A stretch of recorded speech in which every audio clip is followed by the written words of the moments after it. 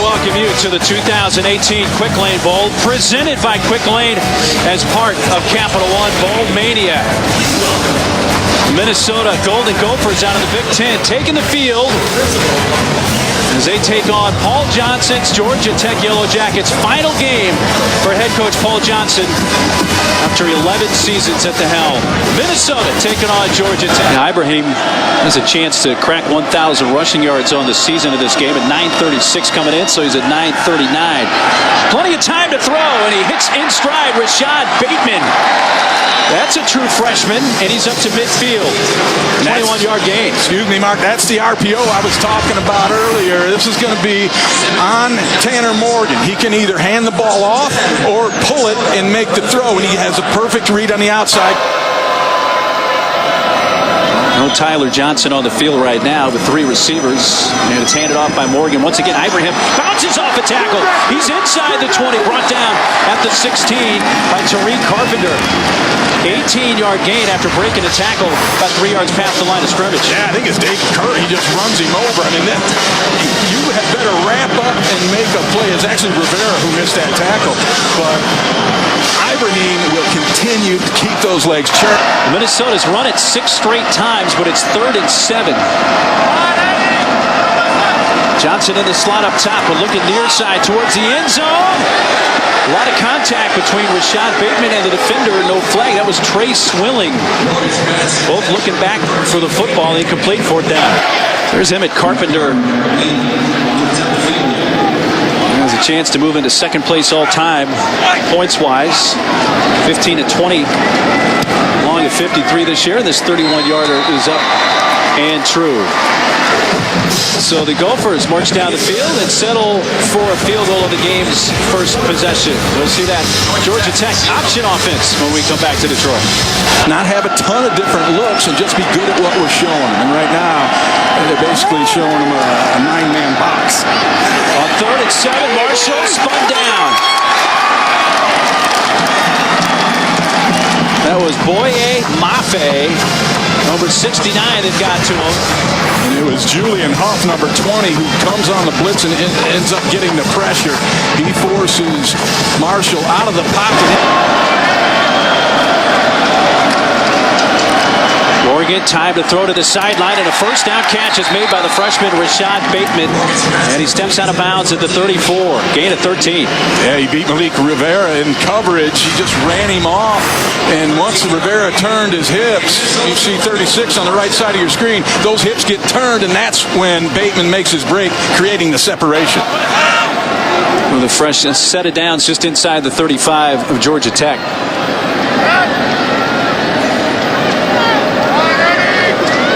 Johnson now in the slot on the near side, handed off. Ibrahim turn to the corner, down the sideline, lowers his shoulder, and runs into Lamont Simmons and picks up close to 10 right there. They've converted 2 of 3 so far tonight, have the Gophers. You got Johnson up top.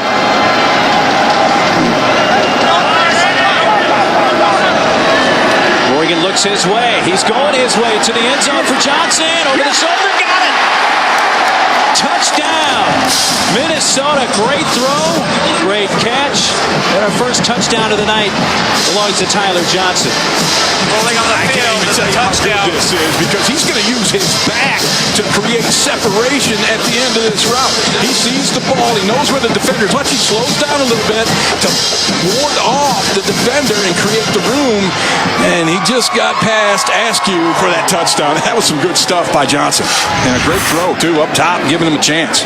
So that gives Tyler Johnson 11 touchdown catches this season and gives him the single season record. He was tied with Ron Johnson and Omar Douglas with 10 touchdown catches in a single season, but Tyler Johnson, who may set several single season Minnesota receiving marks tonight, has just taken one all to himself. It's Thomas Barber looking at this option offense. Georgia Tech, a 3rd and 7, under 3 minutes to go first quarter.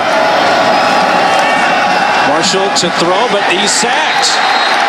Julian Huff, the brother of Jacob Huff, with the sack and a loss of 5, and another quick 3 and out for the second Georgia Tech possession. You mentioned Blake Cashman, who leads their defense in tackles as well as tackles for loss, and Harvin shanked this one off to the right side, and Minnesota's going to have great starting field position again. Fleck dropped that ball over there. P.J. Fleck, a receiver back in his day, wasn't able to make the catch on the sideline. And a big third down play here. Georgia Tech trying to get their offense on the field. They haven't been on the field for much here in this first quarter. And Morgan on third down and long has a chance to run for it, and will have the first down. It looks like he got just enough at the 25 to extend the drive. He does. First down, Gophers. 7-5 Georgia Tech. 10-0. We begin the second quarter. The second down and 6 for Minnesota, just outside the 20 of Tech. And here's Ibrahim running right. Man, when he gets ahead of steam going, that man is a runaway locomotive. He's down to the first line. Third down at 7. So the line to gain right near the 3. Morgan under pressure, breaks the tackle, takes off, and he's brought down shy of the line to gain at the 9-yard line by Victor Alexander. Carpenter hit from 31 in the first quarter. This one pretty well lined up middle of the field. The 5th-year senior from Green Bay, and he knocks that one up and through. But really kind of a win for Georgia Tech to keep him out of the end zone. Early in this second quarter, Minnesota out to a 13-0 lead on Georgia Tech. Can they convert on third down and 2? Mason actually kept Marshall down the sideline across midfield. And there's that option we were talking about. Run at a much higher efficiency and a 19-yard run for the quarterback, but now he's slow getting up. And very effectively run this particular triple option. You're going to see a fake to the fullback, the ride, and a lot of guys jump on it. And then he gets to the edge, gets a block, squeezes through. Pitchman was taken, but he found the seam. Tech going for it on fourth down and 2. They called a timeout. This prior to the snap on fourth down, and they get the first down and more of the run. Takes it inside the 30. One of the coaches they played against this year, Georgia Tech, described him as a bowling ball made of butcher knives. Yeah, I've heard of that. Marshall in big trouble, and he's going to be sacked all the way back at the 39. That is Winston Delanabadere with the sack and a loss of 8. Look forward to that. Thank you, Chris. We have 3:03 to play. 3:06, that is, in this first half. And a 3rd and 5 here for the Gophers, who dominated this first half with a 13-0 lead. And the run is a first down run. Ibrahim, who was down, he marked down at the 48. Wrapped up by Malik Rivera in an 8-yard run. This is in that same range. This would be a 54-yarder off the right hash. He's got the leg to get it there. 23 seconds to play in the half. It had the distance, but went left. No good. $40,000 to buy gifts for kids. He said, I'll always be a Gopher, but I really wanted to end my career with the bang of keeping this fun going. Way to play it forward, Emmett. Allison, thanks very much. That's awesome. Terrific. Remaining. Marshall looking to put it in the air, and he fires to the near side. Catch is made. Stepping out of bounds at the 32 is Jalen Camp. His 9th catch of the year. How about that for some execution in the passing game for Paul Johnson's offense? So Wells out of the hole to Brad Stewart. 44 yards from the right hash to try to get Georgia Tech on the board to end the first half in Detroit. Give him a little lift heading in.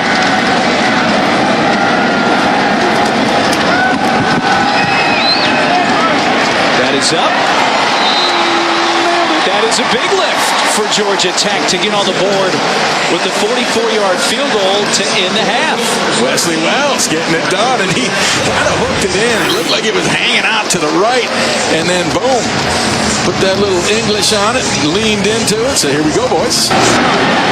So this first possession of the second half, and Tech to 3rd and 5, and kept breaking a tackle. There goes Marshall out the backside. He'll get the first down. That's what Marshall can do. He made that play pretty much by himself. First first of all, pulling it out and then staying alive and breaking this tackle. I mean, he's been in the backfield. Gary Moore had him again. Now 2 of 6 on third down tonight.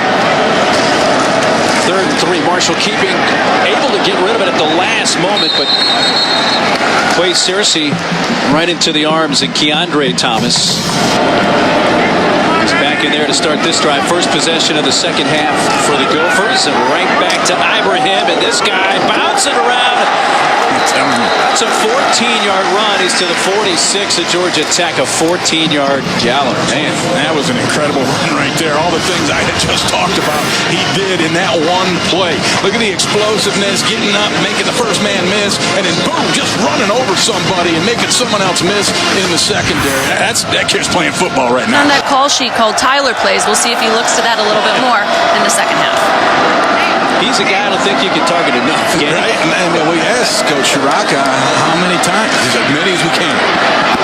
Morgan lets it fly. He's got his man wide open and into the end zone. Chris Ottman-Bell. Nope, they're going to mark him out at the 3. It will be first and goal. It is not a touchdown. Weighted pass for a first down. So again, the ruling on the field, it's a reception and out of bounds at the 3. And Jalen Askew got beat big time. At least I'm assuming that right here. That heel does not touch, in my humble opinion. I think this is a touchdown. I understand what the official thought he saw, but that heel doesn't go down on the sideline. Rolling the field stands. Runner runs out of bounds at the 3-yard line. First down, Minnesota. They will be not charged a timeout as the pager system went off before Minnesota called the timeout. Well, the Gophers do have the first and goal nonetheless from the 3, and the Wildcat quarterback Seth Green in the game. Ibrahim straight ahead. He makes all the replay nonsense a moot point and says, touchdown Minnesota, his first of the night. And for Ibrahim, from 3 yards out, his 8th rushing touchdown of the year.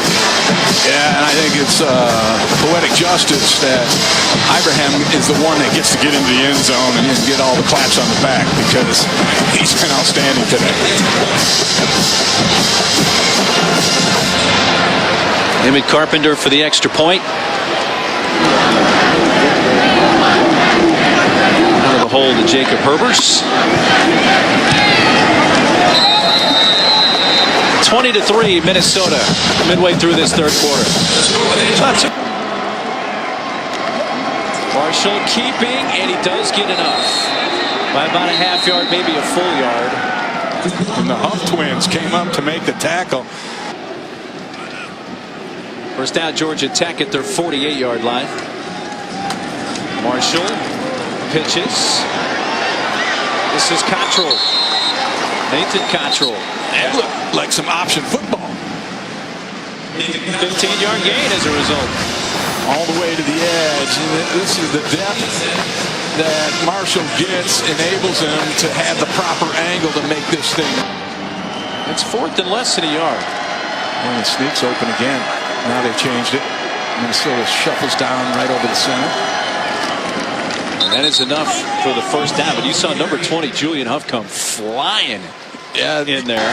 Coach Rossi said that's what he believes in, and they cut people all week live in practice. 14th play of the drive. There's the pitch, and there's Cottrell. And Georgia Tech finds the end zone for the first time tonight. 4th rushing touchdown of the year for Nathan Cottrell, and Georgia Tech badly needed that. This is very well executed. This is vintage triple option right there. You got the fake to the dive to the quarterback. The quick pitch. They tried to smoke the quarterback on it. He got it out to the edge and got a great block. It looked like from the edge man, Andrew Marshall, number 50. Some say Cottrell the fastest guy on the team, or one of the fastest for sure.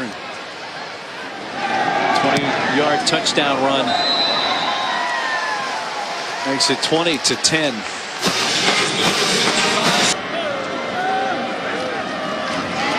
Ibrahim. That's exciting. Says, don't get excited because I'm flashing down the sideline and may be gone. They catch up to him at the 20. Well, Mohamed Ibrahim with a 56-yard run. That was a huge hole. I got to think somebody made a mistake on defense. And then a great block by Chris Altman-Bell. The receiver comes in. He cleans up the safety. And that allowed Ibrahim to get that extra push down the field. Georgia Tech badly needs to keep him out of the end zone. Can they? Ibrahim says no with his second rushing touchdown of the game to make this a 3-score game. 1-yard touchdown run. Mohamed Ibrahim. And it's been all about him. And this one, he didn't even have to sweat it on this one. Watch this hole open up for him. Really nice block there. The big right tackle we've talked about. Lele all day. The 400-pounder. You got them big cheeks in the way, and there was nothing but air for the back Ibrahim to go through.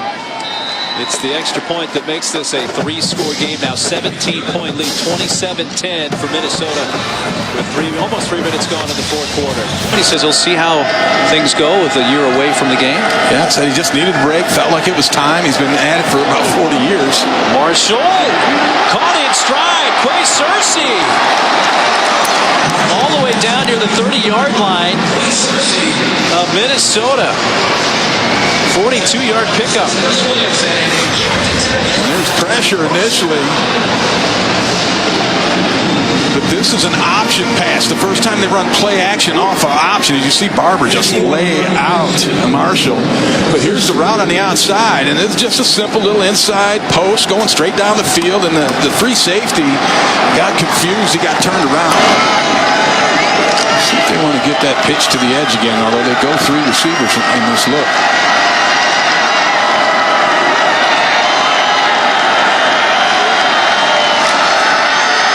Marshall wants to put it up. Here comes some pressure. He's throwing towards the end zone. And Stewart, it's a jump ball. Incomplete. And Minnesota will take over on downs. Back at the 27. He doesn't know. Yeah, Allison Array. I'm sure you remember our conversation with him early in the week. And here's Ibrahim down the sideline to midfield and more. Push him out at about the 42. He even kind of mentioned